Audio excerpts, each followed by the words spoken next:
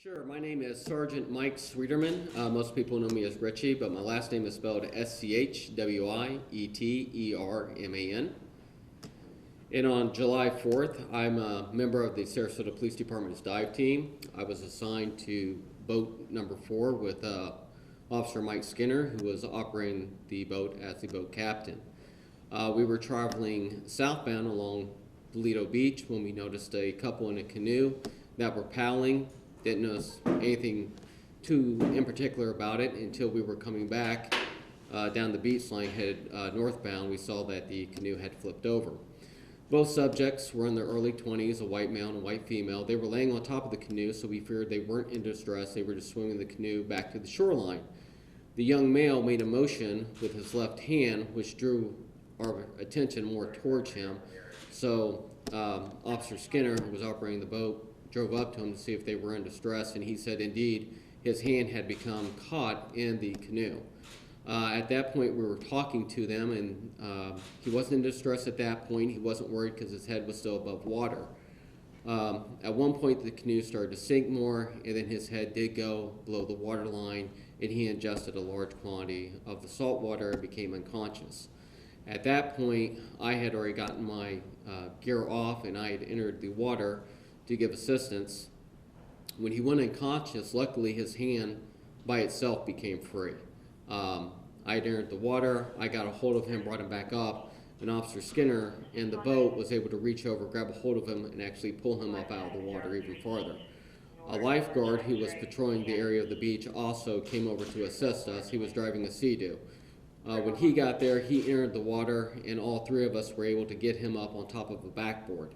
When he was on top of the backboard, the lifeguard got back on the Sea-Doo. I actually climbed on top of the young male to make sure that he wouldn't fall off the backboard while we went into the beach. So the lifeguard drove to the beach. I was on top of the gentleman. When we got to the beach line, myself and the lifeguard picked him up off the board and started dragging him onto the beach, where an officer who was off duty, Officer Juan Jaimes, came to our aid and helped us drag him up further to the beach line. When we got there, I noticed his body was still coughing, so he was expelling the water on his own. So we were able to put him in a recovery position where he coughed the water out and started breathing on his own somewhat normally again. Officer Skinner, who was on the boat, called for EMS to respond to our location. EMS got to us very shortly, where they applied an oxygen mask to him. And from there, then he was transported by EMS to the hospital. Any signs of alcohol use in the canoe? The canoe was flipped over at the point when we had originally saw him. We didn't notice any signs of alcohol. I know there was a cooler, but I don't know what was in it. Were they wearing life vests? I don't believe they were wearing life vests. I do know there were life vests in the canoe because they were floating, but they didn't have them on when we contacted them. What is the importance here of safety while using a canoe or any water vehicle? I would say any water vehicle, any watercraft that you're going to be in, if you have a vest, put it on. That's what it's there for. We require by law that people have them. Some people choose not to wear them, and in this instance, if he would have had the vest on, it probably would have assisted him greatly in that incident. What were they saying to you when they motioned you over? What did they say when you got there? He had just, when we got over to the canoe, he was telling us that his hand was caught under the canoe and he was unable to get it out. At that point, though, they didn't seem to be in too distress because they handed us their cell phones, and shortly after they handed us that's when his head went under the water. What's the most important thing from your training that you were able to use during this rescue? I'd say the one thing as far as training goes is basic life-saving skills that we receive, recognizing that his body was trying to expel water on its own. A lot of people might have jumped in and automatically started doing CPR on him, which would have been a mistake at that point. If you see somebody whose body is expelling the water, let the body function, do what it naturally does. So did the girlfriend ever ask for help? It was you two that noticed that there was something wrong. It wasn't that she was yelling for help. No, she was never yelling for help. She never asked for help. So I don't think until the incident was over that she really understood the gravity of the situation. So a split second. I mean, this really was a split second. Everybody was there, but it was a split second that took a turn here. Yes. So, like, when we got there, everything seemed to be normal, but like, when the side of the canoe that he was on went under the water, and he ingested that water, it was a split second thing, and then, like I said, he went unconscious. At what point did you jump in the water? I'm sorry, I missed it. As soon as I saw him starting to ingest the water, that's when I jumped in. How do you feel knowing that you were there in time and that there was not a major catastrophe? I'm very happy. I'm a father. I have 2 young children. I would pray to God that, you know, if something ever happened to my 2 sons when they get to that age, that someone would be there for them. So it makes me feel good. Talk a little bit about you guys having that increased presence for the boat races this weekend, and I mean, do you think that helped in this situation, and you guys being more alert just with the situations around? I would say absolutely. We're very lucky with our community partners. The boat that I was actually in was donated to us by Erickson Marine to use for the weekend. Also Marine Max and also Yellowfin. They donate boats for us to use because the police departments, we do not have that many boats to utilize. So we were able to put every police diver we had and every boat operator we had on a boat on the water. So that is a major asset that our community partners do for us. If they hadn't have done that, I don't know what would have happened because you would have had initially 3 less boats on the water. So can you just quickly assess your weekend then? I mean, if you can stray to that with approval. Yeah. I mean, just how do you think the rest of the weekend was? We understand it was crazy, but how crazy was it for you personally on the job? It's the 4th of July weekend. It's always busy for us. The boat races, we love having them here in Sarasota. We love the crowds that come visit the city. We love our residents coming out to the beach. But for law enforcement, it's always busy. And it's busy every 4th of July. I can remember 2 years past, Officer Makowski, who's a dive member, and Officer Cheddar, who's a boat operator, they actually pulled someone out of the water 2 years ago. So this is something that unfortunately does occur, but we want everyone to be as safe as they can. And just remember, we're out there for a reason. And it's not just to give people tickets, it's for their safety. What did the girlfriend say to you and the gentleman, if he could speak at that point when everything was calming down? What were some of their comments and thoughts to you? After we got to the shoreline and EMS got there, EMS put him on the stretcher and transported him up to the ambulance. At that point, I didn't talk to him. I went back with the lifeguard to my vessel, got the belongings that they gave to us, gave them over to the lifeguard so he could return the cell phones and other personal property to those people. So I didn't have any contact with them after that. And did they seem at all intoxicated or using drugs at all to you at that point from your contact with either individual? With him, I would say at that point, no. I couldn't smell it, but like I said, I was in the water. I had a lot of adrenaline going on, and I didn't notice that with him. With her, I had very little contact with. How is he now? That I'm not sure. I know he went to the hospital and he was cleared and released, so hopefully he's well, thinking about the weekend and how fortunate he actually was. You guys want to hear from Officer Skinner real quick? Yes, hear from Officer Skinner. Officer Michael Skinner. Kind of spell both of them. Michael, M-I-C-H-A-E-L, Skinner, S-K-I-N-N-E-R. You can start with your experience, where you were, what was going on. Okay. Friday, Saturday, and Sunday, myself and Officer Schwieterman are assigned to the Marine Patrol Unit. I'm a licensed Coast Guard captain, frequent boater here in the area, and Saturday and Sunday we spent over 25 hours patrolling the waters of Sarasota Bay in the Gulf of Mexico.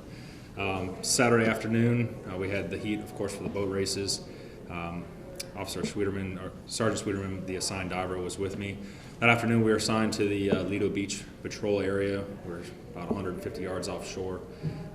That afternoon, as Sergeant Schwieterman had mentioned, we did notice a male and female in a canoe heading southbound along the water. On our return back, we watched the canoe boat slowly turn over in the water. At the time, I was in a 32-foot contender. I maneuvered the vessel over to him and asked him if they were in distress. We asked him several times, and there was an immediate response. I did notice, though, his left arm was a on the overturned canoe. At that point, he made a quick gesture with his hand calling us over. We went over and asked him if he needed assistance, and he said that his hand had been caught in the canoe. During that brief conversation with him, he handed us his cell phone, and his girlfriend also handed us her cell phone. During that time, he had made the statement to us as we were on the boat. He says, during a time like this, the worst thing I can do is panic. And as I responded to him, that's a great thing not to do, don't panic. The canoe boat actually turned, and his face started going below the surface of the water. At that time, Bryce, the lifeguard who was on duty on the Sea-Doo, saw us assisting the male and female in the water, started making his way towards us. I looked up to him and gave him the hand gesture that we were going to need some assistance. During that time, the gentleman's head went below the surface of the water. His eyes got real big, and then he immediately went unconscious. At that time, the boat had slowly turned over. His hand became released, and he began to sink in the water. Officer Schwieterman made a rapid entry into the water and grabbed a hold of the individual before he sank in further out of view. He was able to pull him over to the boat, at what point I grabbed his arm and pulled him up. He was clearly unconscious at that time. The lifeguard, Bryce, immediately came over, gave us commands, let's get him here on the stretcher. We're going to take him straight to the beach. We were able to maneuver him onto the stretcher, at which point Officer Schwieterman got on the back of the stretcher with the patient. And during that time, I notified dispatch that we're going to need rescue. At that time, we had a unconscious male who was not breathing. Took him to the beach. I just maintained order of the vessel at that time. We had plenty of beachgoers in the water, and recovered some of their property, to include paddle and life jacket from the canoe boat. And that was about it. How far from shore were they? 50 yards, 75 yards. And what kind of a boat? What kind of It was a small canoe, maybe. them? Yeah. I'm sorry, you. I was in a 32-foot contender, and they were in a 8 to 10-foot canoe boat. Is that a little far out to be from shore and everything? No, we had actually beachgoers, swimmers that were out further. They were still in the designated swim area at that time. I don't think I can imagine just how quickly he went lights out. So Yeah, I would refer to it as a system of random events happening randomly. You hear it often that things happen very quick, and it happened very quick. One moment he's making the statement at a time like this, and now's not the time to panic. And before my response of, I don't need you to panic, it's a great idea, he started ingesting water. It took less than 4 to 5 seconds for him to ingest the water and begin to go unconscious. And obviously the training kicked in with Sgt Schwieterman, and we just acted accordingly through our training and got him to shore as quick as we could. Was he unconscious from swollen water? Did he hit his head or anything like that? I didn't see him hit his head. I did see him, his face go into the water. I did see his mouth open. I did see the panic in his face, and then he was clearly unconscious when I had a hold of his arm as we were trying to get him onto the stretcher. And were they local? I don't know. How was that getting back to shore with the beach being so crowded? Were you guys able to get back quickly? That'd be a great question for Sgt Schwieterman. He was on the jet ski with the lifeguard. I had quite a time, just obviously with the swimmers around the area. Everyone was very good at clearing the area during that time. They knew that there was an active emergency. Everyone did back up from the vessel I had in the water. We were in 8 to 10 foot of water, and as this incident took place, we began to drift in shallower and shallower. So I did have bystanders helping me recover the paddle. I actually had a young man on a paddle board taking the paddle for me. My time was just to maintain order of the vessel, just as we had the swimmers around the area. So. And now that you look back at the situation, what are you thankful for, and how do you feel the fact that you guys were there? To have the opportunity to be at the right place at the right time for him. Where's a police officer when you need him? And we happened to be at the right place at the right time. And it was a simple, let's go over and turn this young man's canoe over for him, to less than 30 seconds later, now we're not pulling his canoe over for him, we're pulling his unconscious body out of the water. So something that he obviously didn't plan for, and something that we didn't plan for, but we were prepared for it. That's why we were out there. I don't know if anybody else needs this, but can I get some video of the two of you guys together, just like talking to each other? Friends outside outside of the office, and do you guys hang out and have a personal relationship with families and stuff? Actually, no, we don't. No. I've never seen this man before in my life. Yeah. No, me and Mike have known each other for several years. We were in specialty unit together, which is street crimes. That's still an active unit here at the Sarasota Police Department. At that time, it was a very small and close-knit unit. We became close friends there. But no, as far as being outside of work, unfortunately, we do not hang out with each other. Okay, maybe that'll change. That being said, Yeah, he has been to my house before, though. So this was a bonding moment maybe as well. yeah, well, you know, Yeah. like I said, over 25 hours on a boat with this gentleman here, Yes. it makes for a long day. You learn a lot So- about each other. Yeah, well, we have a dive team opening coming up, so I'm trying to convince him to put in for that position. So,